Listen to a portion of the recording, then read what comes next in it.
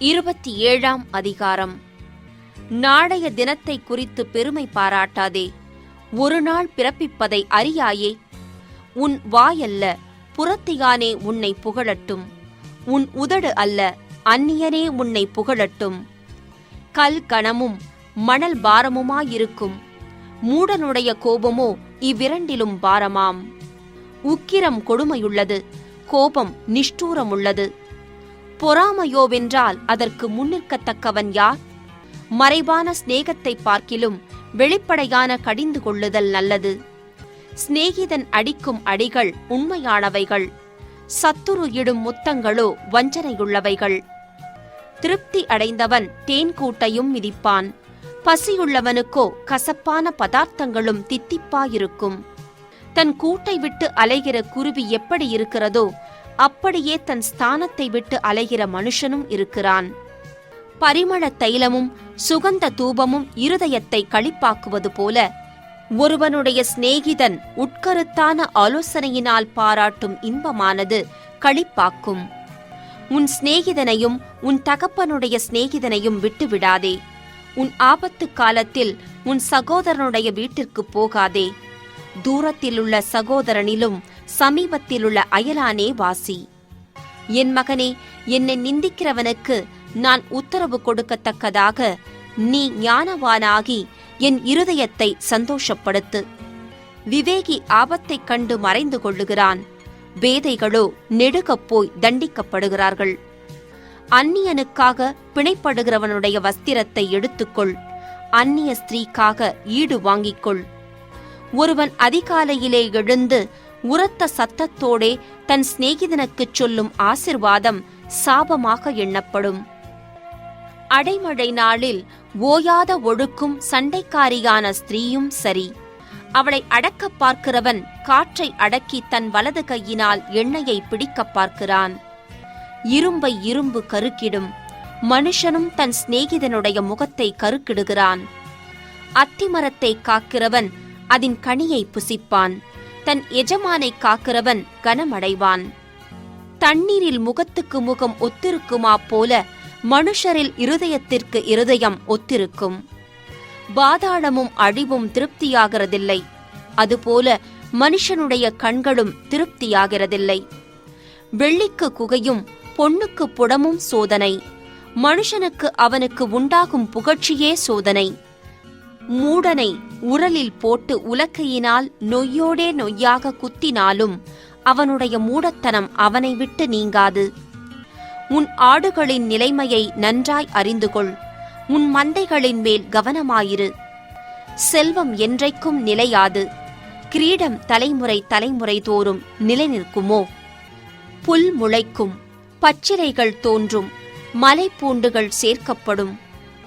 ஆட்டுக்குட்டிகள் உனக்கு வஸ்திரத்தையும் கெடாக்கள் வயல் வாங்கத்தக்க கிரயத்தையும் கொடுக்கும். வெள்ளாட்டுப்பால் உன் ஆகாரத்துக்கும் உன் வீட்டாரின் ஆகாரத்துக்கும் உன் வேலைக்காரிகளின் பிழைப்புக்கும் போதுமானபடி இருக்கும். 28ஆம் அதிகாரம். ஒருவனும் தொடராதிருந்தும் துன்மார்க்கர் ஓடிப்போகிறார்கள், நீதிமான்களோ சிங்கத்தைப் போலே தைரியமாயிருக்கிறார்கள். தேசத்தின் பாவத்து நிமித்தம் அதன் அதிகாரிகள் அநேகராயிருக்கிறார்கள். புத்தியும் அறிவுமுள்ள மனுஷனாலோ அதன் நற்சீர் நீடித்திருக்கும். ஏழைகளை ஒடுக்குகிற தரித்திரன் ஆகாரம் விளையாதபடி வெள்ளமாய் அடித்து கொண்டு போகிற மழையைப் போலிருக்கிறான். வேத பிரமாணத்தை விட்டு விலகுகிறவர்கள் துன்மார்க்கரை புகழுகிறார்கள். வேத பிரமாணத்தை கை கொள்ளுகிறவர்களோ அவர்களோடே போராடுகிறார்கள். துஷ்டர் நியாயத்தை அறியார்கள், கர்த்தரை தேடுகிறவர்களோ சகலத்தையும் அறிவார்கள். இரு வழிகளில் நடக்கிற திரியாவரக்காரன் ஐஸ்வர்யவானாயிருந்தாலும் நேர்மையாய் நடக்கிற தரித்திரன் அவனிலும் வாசி. வேத பிரமாணத்தை கை கொள்ளுகிறவன் விவேகமுள்ள புத்திரன். போஜன பிரியருக்கு தோழனாயிருக்கிறவனோ தன் தகப்பனை அவமானப்படுத்துகிறான். அநியாய வட்டியினாலும் ஆதாயத்தினாலும் தன் ஆஸ்தியை பெருக பண்ணுகிறவன் தரித்திரர் பேரில் இறங்குகிறவனுக்காக அதை சேகரிக்கிறான்.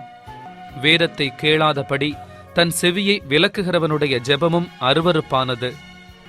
உத்தமர்களை மோசப்படுத்தி பொல்லாத வழியிலே நடத்துகிறவன் தான் வெட்டின குழியில் தானே விழுவான். உத்தமர்களோ நன்மையை சுதந்தரிப்பார்கள். ஐஸ்வர்யவான் தன் பார்வைக்கு ஞானவான். புத்தியுள்ள தரித்திரனோ அவனை பரிசோதிக்கிறான். நீதிமான்கள் களி கூறும் போது மகா கொண்டாட்டம் உண்டாகும். துன்மார்க்கர் எழும்பும் போதோ மனுஷர் மறைந்து கொள்ளுகிறார்கள். தன் பாவங்களை மறைக்கிறவன் வாழ்வடைய மாட்டான். அவைகளை அறிக்கை செய்து விட்டு விடுகிறவனோ இரக்கம் பெறுவான். எப்பொழுதும் பயந்திருக்கிறவன் பாக்கியவான். தன் இருதயத்தை கடினப்படுத்துகிறவனோ தீங்கில் வீழுவான். ஏழை ஜனங்களை ஆளும் துஷ்ட அதிகாரி கர்ஜிக்கும் சிங்கத்துக்கும் அலைந்து திரிகிற கரடிக்கும் ஒப்பாயிருக்கிறான். பிரபு புத்தியீனனாயிருந்தால் அவன் செய்யும் இடுக்கண் மிகுதி. பொருளாசையை வெறுக்கிறவன் தீர்க்காயுசை பெறுவான். இரத்தப் பழிக்காக ஒடுக்கப்பட்டவன் குழியில் ஒளிக்க ஓடி வந்தால் அவனை ஆதரிக்க வேண்டாம். உத்தமனாய் நடக்கிறவன் ரட்சிக்கப்படுவான். மாறுபாடான இருவழியில் நடக்கிறவனோ அவற்றில் ஒன்றிலே விழுவான். தன் நிலத்தை பயிரிடுகிறவன் ஆகாரத்தால் திருப்தியாவான். வீணரை பின்பற்றுகிறவனோ வறுமையால் நிறைந்திருப்பான். உண்மையுள்ள மனுஷன் பரிபூரண ஆசீர்வாதங்களை பெறுவான். ஐஸ்வர்யவானாகிறதற்கு தீ விரிக்கிறவனோ ஆக்கினைக்குத் தப்பான். முகதாட்சிணியம் நல்லதல்ல. முகதாட்சிணியம் உள்ளவன் ஒரு துண்டு அப்பத்துக்காக அநியாயம் செய்வான். வன்கண்ணன் செல்வனாகிறதற்கு பதறுகிறான். வறுமை தனக்கு வருமென்று அறியாதிருக்கிறான். தன் நாவினால் முகஸ்துதி பேசுகிறவனை பார்க்கிலும் கடிந்து கொள்ளுகிறவன் முடிவில் அங்கீகாரம் பெறுவான். தன் தகப்பனையும் தன் தாயையும் கொள்ளையிட்டு அது துரோகமல்ல என்பவன் பால் கடிக்கிற மனுஷனுக்கு தோழன். பெருநெஞ்சன் வழக்கை கொழுவுகிறான். கர்த்தரை நம்புகிறவனோ செழிப்பான். தன் இருதயத்தை நம்புகிறவன் மூடன். ஞானமாய் நடக்கிறவனோ ரட்சிக்கப்படுவான். தரித்திரருக்கு கொடுப்பவன் தாழ்ச்சியடையான். தன் கண்களை ஏழைகளுக்கு விலக்குகிறவனுக்கோ அநேக சாபங்கள் வரும். துன்மார்க்கர் எழும்பும் போது மனுஷர் மறைந்து கொள்ளுகிறார்கள். அவர்கள் அழியும் போதோ நீதிமான்கள் பெருகுகிறார்கள். 29ஆம் அதிகாரம். அடிக்கடி கடிந்து கொள்ளப்பட்டும் தன் பிடரியை கடினப்படுத்துகிறவன் சகாயமின்றிச் சடுதியில் நாசமடைவான்.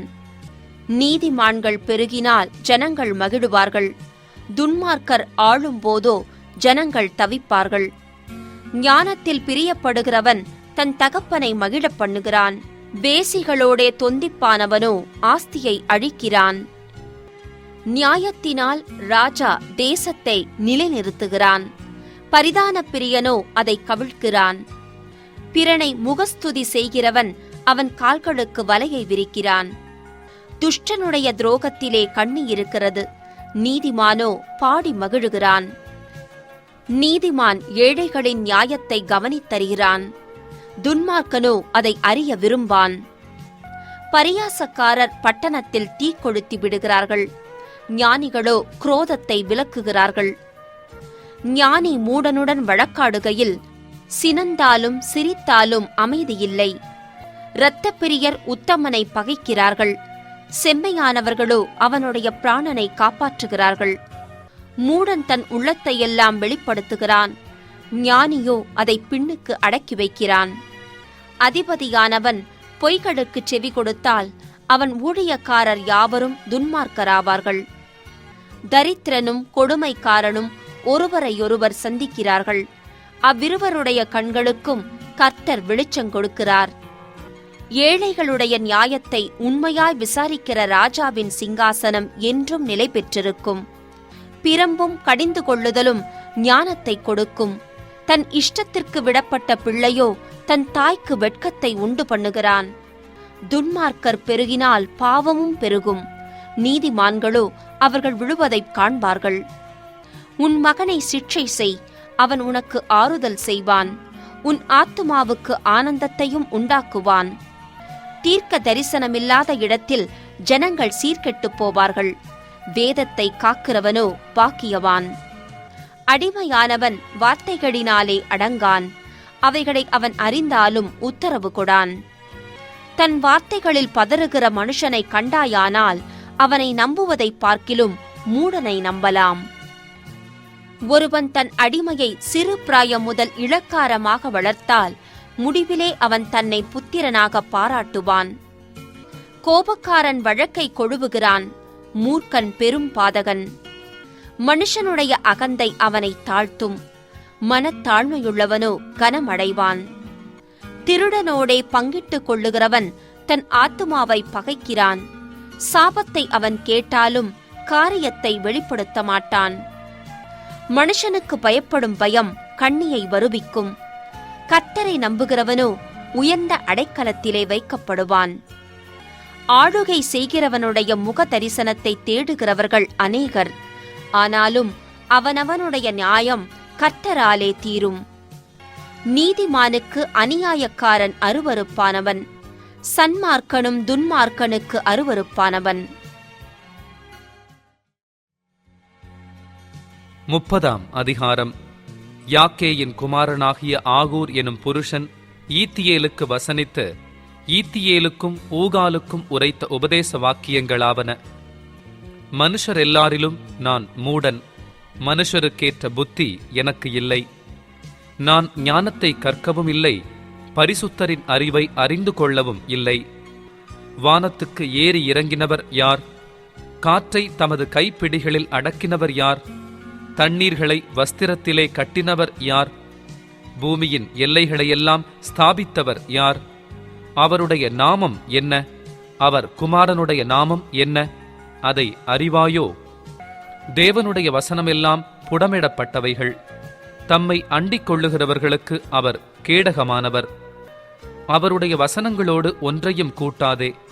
கூட்டினால் அவர் உன்னை கடிந்து கொள்வார். நீ பொய்யனாவாய். 2 மனு உம்மிடத்தில் கேட்கிறேன்.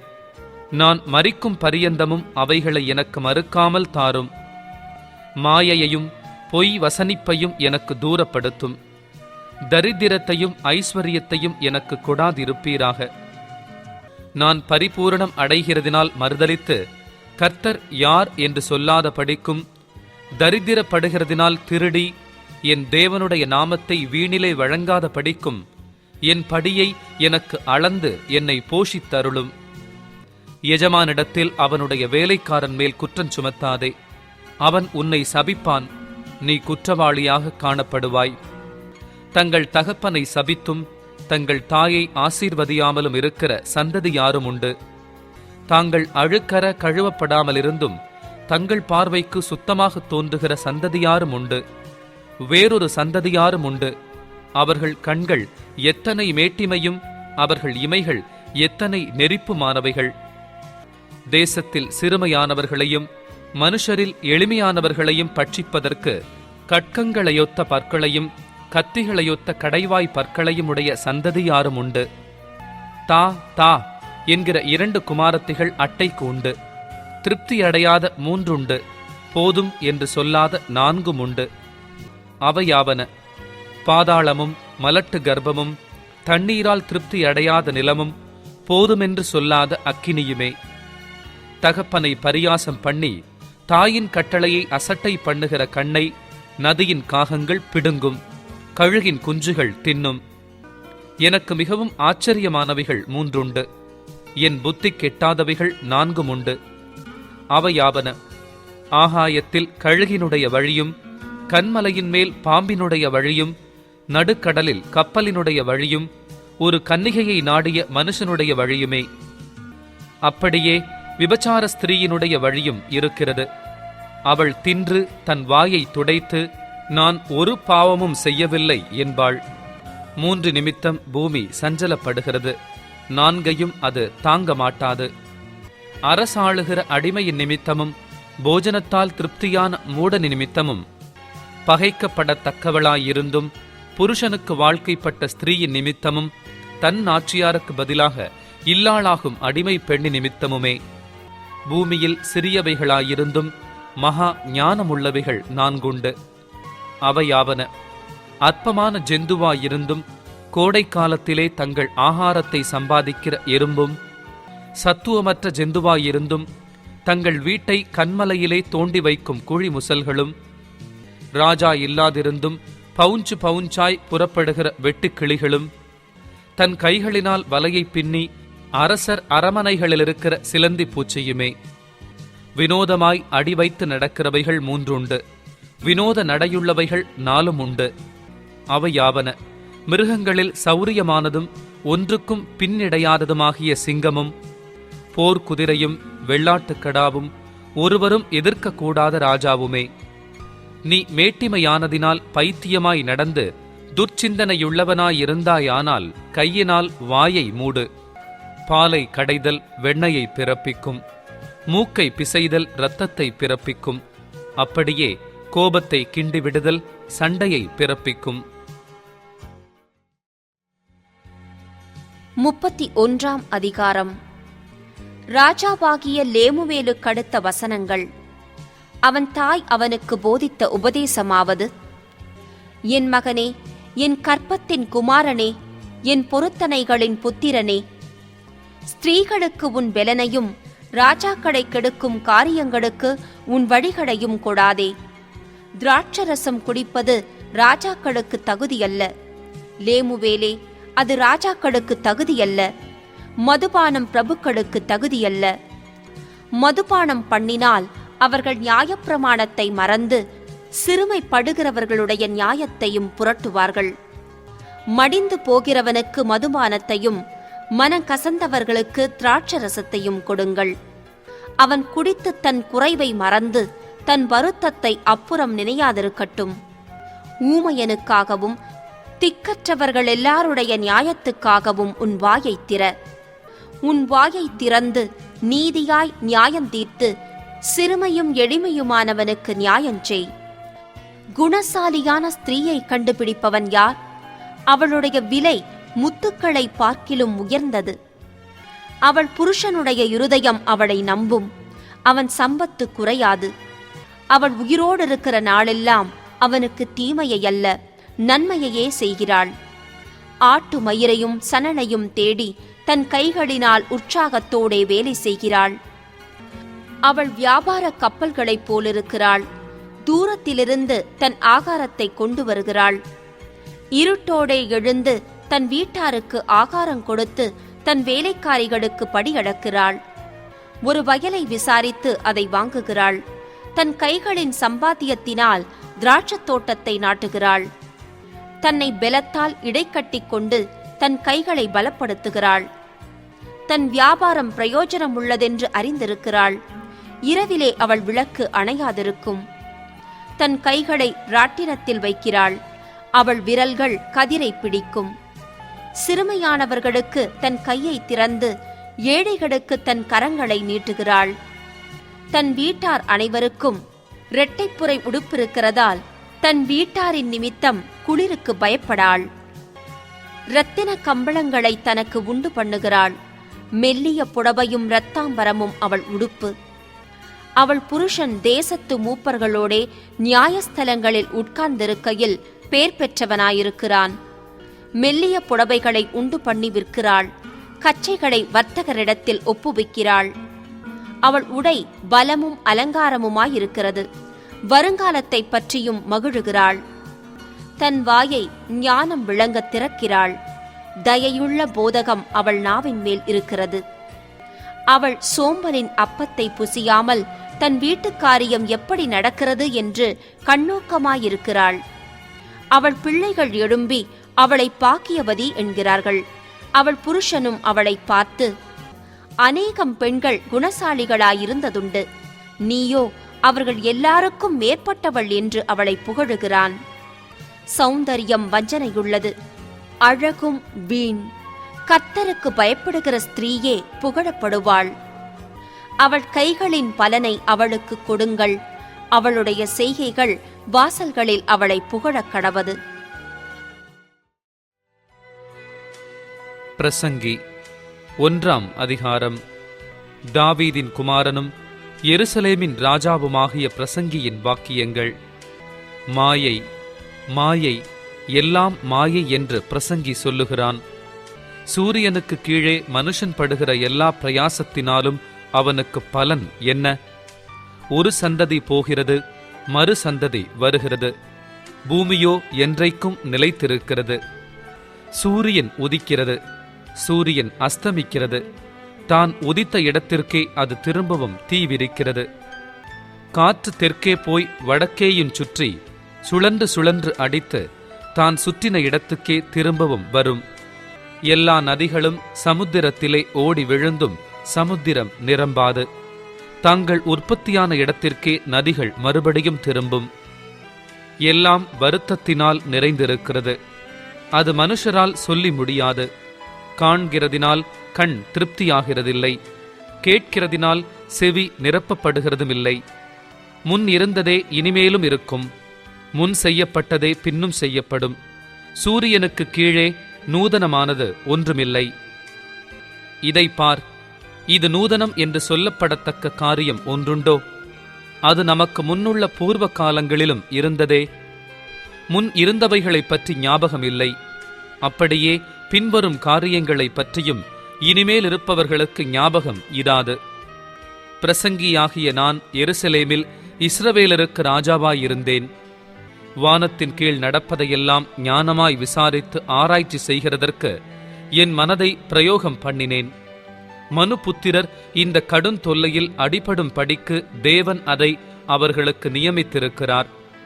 சூரியனுக்கு கீழே செய்யப்படுகிற காரியங்களையெல்லாம் கவனித்து பார்த்தேன்.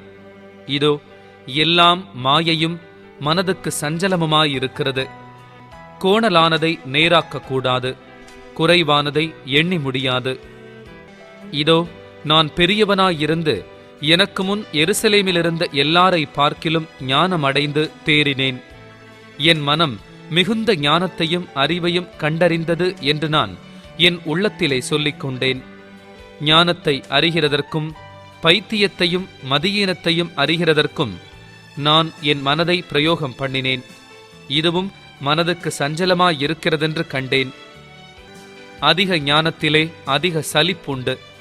அறிவு பெருத்தவன் நோவு பெருத்தவன்.